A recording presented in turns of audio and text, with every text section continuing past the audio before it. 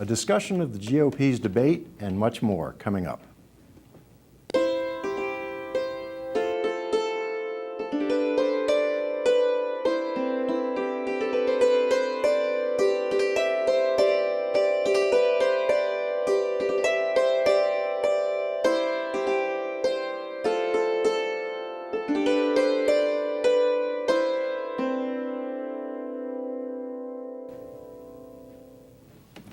Hello, I'm Paul Gates of Appalachian State's Department of Communication.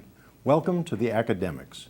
I'm joined each week by Michael Wade of the History Department and Lee Dunstan of the university's Walker College of Business. Nancy Love is on vacation. As usual, we have a number of varied topics, and we should start, however, with the appearance of a number of GOP presidential hopefuls in Cleveland. I hesitate to call it a debate and wondered what the panel thinks of that.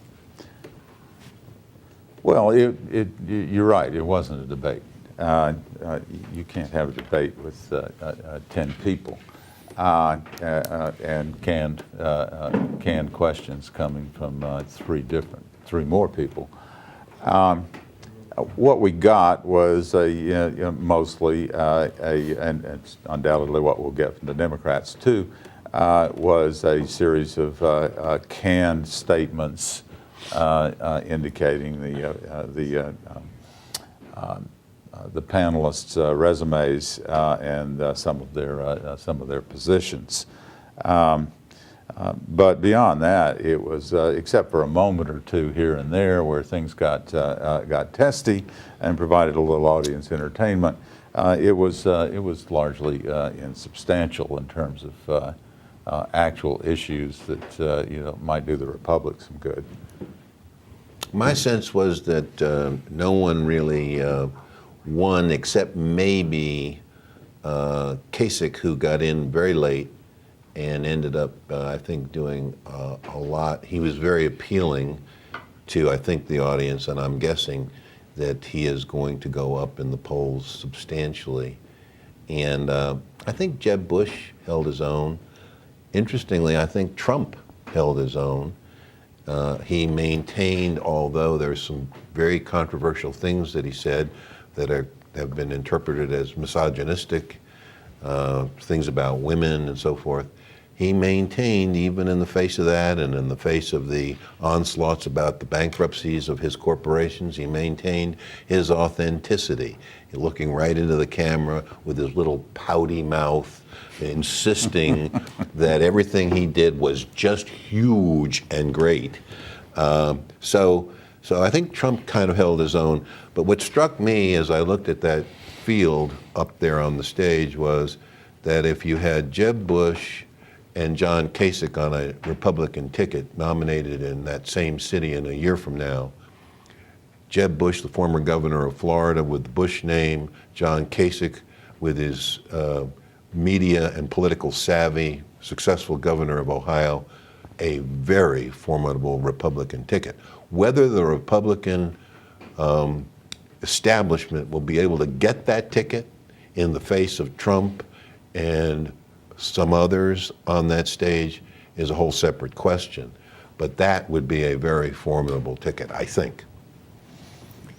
Any surprises? Anybody did not do what was expected of them? Was Trump more restrained, perhaps, or was it just what we've seen in the last month again? I think Trump was a little bit more restrained. I thought, as I watched his facial expressions, when the question was underway, I thought I saw him calculating a bit. I think the big surprise may have been, in addition to John Kasich, who I thought showed very well, was Marco Rubio, who really came across as a non-entity, to me at least. There wasn't, I didn't discern much of substance there. Similarly, I didn't think that Ben Carson very nice guy, but not much in the way of grasp of larger issues. And he looked nervous too, which is never good. Speaking of Carson, it seemed to me that he got fewer questions, and was this by design, perhaps, or knowing his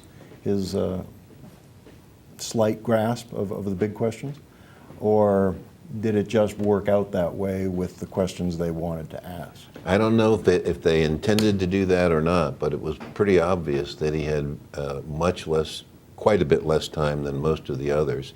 And as I recall, he was in the middle in the polls leading up to this, and suggesting that he should have gotten at least as much time as a person like Kasich.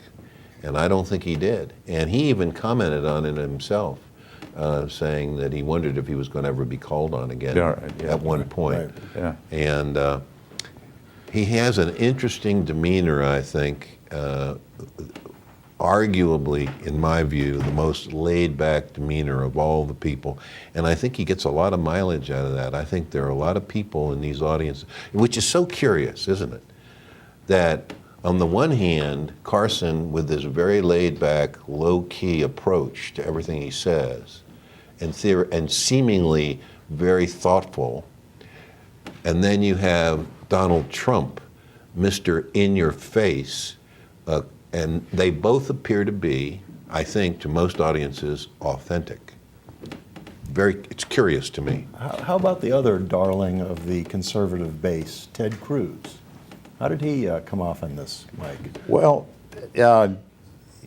television's an entertainment medium, and I think that's what's not going to work for Ben Carson, who comes across as authentic, but not particularly entertaining. Cruz, I think some of his authenticity perhaps showed through last night. There was a glimmer here and there that had me wondering if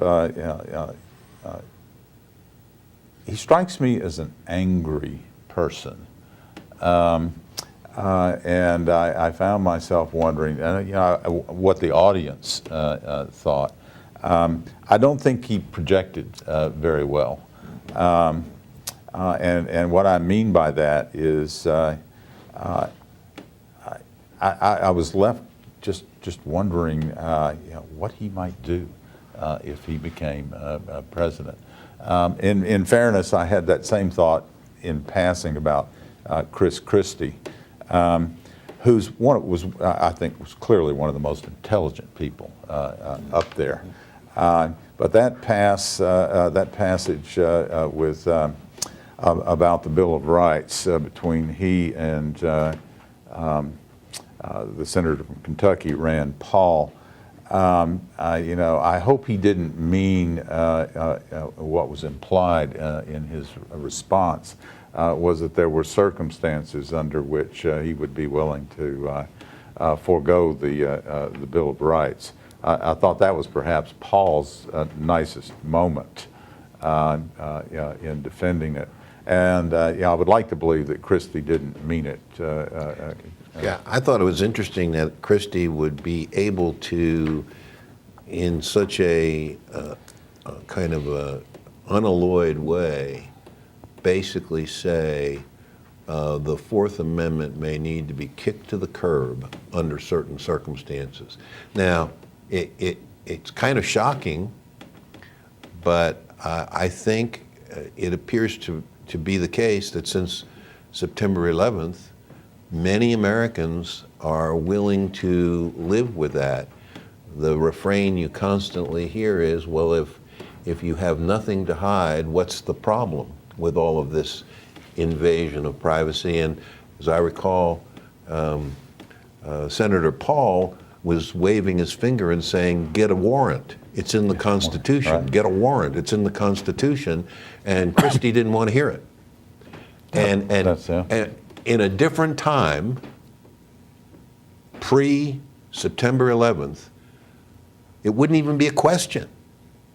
And now we have people who are wondering whether or not you need a warrant. It's pretty astonishing stuff. If the business of all of this post 9/11 initiative, ranging from the Department of Homeland Security to the invasions of two countries and more, is supposed to be protecting freedom, then maybe we should start paying some attention to the freedom part, because we appear to be giving up freedom even as we're protecting it elsewhere. And I once again, I think that was Rand Paul was right on that. It is true that the Bill of Rights does not do well in times of crisis. Neither does the Constitution. But that's not a reason to. Abraham Lincoln proved that. Yeah. A good time to remember Ben He was a Franklin's. Republican, wasn't he? He was. Good time to remember Ben Franklin's dictum about the people who would give up freedom for a little security deserve neither freedom nor security. And it makes me wonder what Americans these days are celebrating when they go out and celebrate the 4th of July. Freedom, it seems, has become one of those buzzwords, and not much attention is paid to what it means, or more importantly, what it ought to mean. I was waiting for Fox to ask somebody whether they would put boots on the ground in the Middle East, A, and B, anything about climate change. Neither one. And both of those are incendiary discussions that tend, I think, to split the Republican Party. And so to the extent that the Fox hosts refuse to ask those questions, which have a tendency to split the Republican Party, it suggests that Fox really wants the Republican Party to remain as unified as possible for as long as it can. Closest they came was, and that wasn't very close, to climate change, was Jeb Bush saying that if he was president, he would embrace the energy revolution. Well, a huge surprise there. The Bush family and oil is well known, and Jeb Bush's conception of the energy revolution is pretty clearly the tar sands in Alberta and Keystone Pipeline and fracking. He wondered aloud how anyone could oppose Keystone, quote unquote, after everything we know. Who up there on the stage? And I wonder aloud, how can Hillary not answer the Keystone XL pipeline question? That's what I wonder. And I'm guessing that a lot of people who are watching that were wondering the same thing. Well, suggesting that the Democrats don't want to come to grips with this issue in particular either. Maybe the other Democratic candidates will stand up, but Mrs. Clinton has been coy. Kind of like the problem that the Republicans had, and I think Jeb Bush was the only one that addressed this too, the problems that the Republicans have had recently in deciding whether or not the Iraq invasion was a mistake. The one that they and he said, he came out clearly and said it was a mistake. he said those words. I actually watched it again today, and he said it was a mistake. And But nobody died in vain. And so, and what is really astonishing is then they move from it was a mistake to, but Obama, we had it won after all of that blood and treasure, and Obama blew it by taking the last 5,000 troops out. Who in their right mind believes that ISIS could be stopped and that our 5,000 troops remaining in Iraq would be anything other than a magnet for ISIS to attack? Let's take it back even a little farther than that. Who in their well, the answer to your question is a lot of people. No one in their right mind. A lot of no, actually, a lot of people who think that if somebody says it, it must be so. George Bush, the younger and the lesser, invaded a country that we had no declaration of war against, without substantive reason. There were no weapons of mass destruction. There was absolutely no connection between Saddam Hussein and Muslim fundamentalism. At the time, this is not hindsight, people said, you will destabilize a dictatorship now going on 3 decades, and when you do, you will create a power vacuum in a country that is seriously divided between the 2 main branches of Islam, and it divided ethnically among Arabs and between Arabs and Kurds. It was a recipe for disaster, and the disaster occurred on schedule. And the Bush administration made it even worse when they anointed as the new Iraqi president a man who spent the next years, including the Obama administration's years, taking care of his sect of Islam and coming down hard on the Kurds and the other sect. That is what provided the opening for ISIS, not Barack Obama. This stuff needs to be challenged every time it comes up, not because one is Republican or Democrat, but because Americans ought to be interested in what's real, what's actual. And particularly, they ought to be interested in what may result in additional blood on the sands of the Middle East and trillions of dollars out of our treasury. We'll have plenty of opportunity to revisit this and other issues as the Republican campaign and the Democratic campaign proceed. But let's go now to a completely different subject.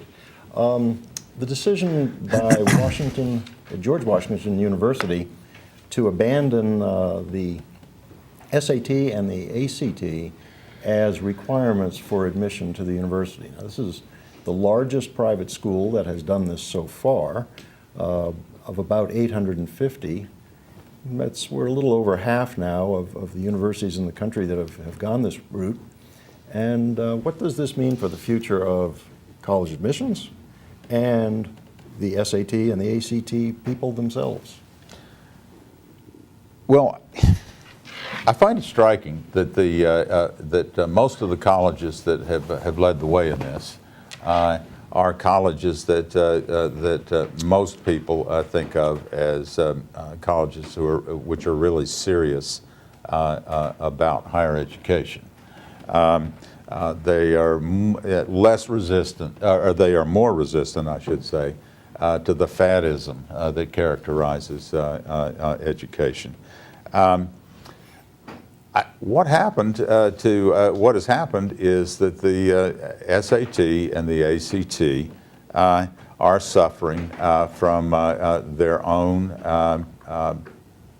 policies. They have the standardized admissions tests, the SAT in particular, has been renormed 2 or 3 times over the course of the last 2 or 3 decades. And renorming essentially means inflating the scores to take care of declining high school performance on these tests. They've renormed the results to provide the illusion that high school grads were doing as well as previous generations of students. Eventually, they added an essay to that, and there have been tremendous problems with the essay. And this has been, in part, their response to not only declining performance, but complaints, largely unfounded in my estimation, that these tests are somehow unfair to people of various groups, or to more generally people who just don't test well.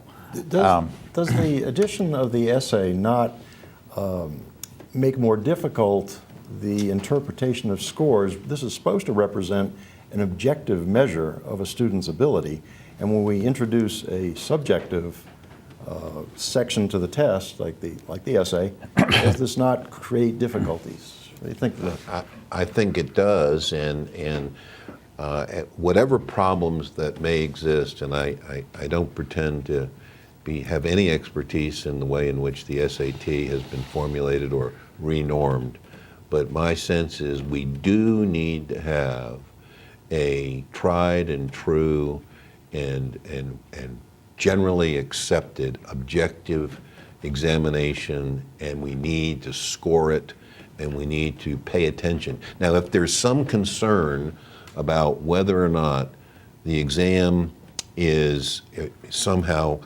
taking over the process, then we need to be very careful about how we weight it to a lesser extent. But we do need to have an exam that has an objective grading system, and we do need to do that. And any suggestion that we're going to move away from that, I think just dilutes the whole educational process. I'm really glad you said that, because I did not want to imply at all that we shouldn't have the test. I think that we should. I'm reminded of Richard Rodriguez, who's a very well-respected American thinker and writer. In his book, The Hunger of Memory, wrote about bilingual education, and he said it's a mistake because to succeed in the United States, one must embrace the majority culture, and language is the heart of that. Now, I didn't mean to get off on bilingual education, but standardized testing is also based on that assumption. And what the SAT and the ACT have done to some extent is to retreat from that in the face of criticism over the tests. And I think they're now paying the price. Shifting gears once again to our last topic, Lawrence Tribe, a distinguished Harvard law professor, author of several books on the Constitution, has recently enlisted to aid Peabody Coal in their efforts against the president's Clean Air Initiative. This is somewhat out of character with Larry Tribe's previous performances, and I wondered if you could explain some of that or predict what this is, where this is going, what this is about. Let me jump in on this. I think this whole little mini controversy about Lawrence Tribe representing a big bad coal company is a tempest in a teapot. Lawrence Tribe is a great constitutional lawyer. He's argued many times before the Supreme Court. He's a teacher at Harvard University Law School. So his credentials are superb. He has decided to make essentially a lawyer/business decision and represent Peabody Coal. And that's just something that is kind of fundamental in our society, that if a lawyer wishes to represent somebody, as long as he does it ethically and within the bounds of the law, he should be free to do so without much controversy. Now, it's kind of a cottage industry to talk about whether Larry Tribe and his former student, Barack Obama, have some friction because of this, but to me, this issue is really pretty simple. Larry Tribe represents Peabody Coal. I'm sure he'll do a good job for them. My hope is that he loses, but we'll see.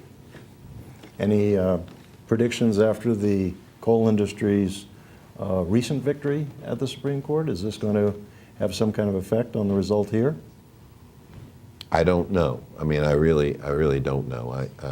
This particular court is probably going to, this particular court, I think, is going to be very receptive to the arguments that I think Tribe is going to make about the Clean Air Act and the regulations under it being overbroad as interpreted by the Obama EPA. I think that's very much in play. Well, the overbreadth argument is what worked last time when the court said that the EPA had not taken into proper consideration the economic consequences, and that's something that the EPA is going to have to deal with. Just one quick observation. What's at stake here ultimately is not Larry Tribe, but global warming. We're talking about the continued unrestrained emission of carbon dioxide into the atmosphere. Let the Supreme Court chew on that for a while and think about their grandchildren. Isn't it a shame that the Supreme Court has to rule on these things as opposed to having Congress legislate? Right. That's our program for this week. You can reach us with your questions and comments at watchapptv.com. Please join us next week. I'm Paul Gates. And you're not.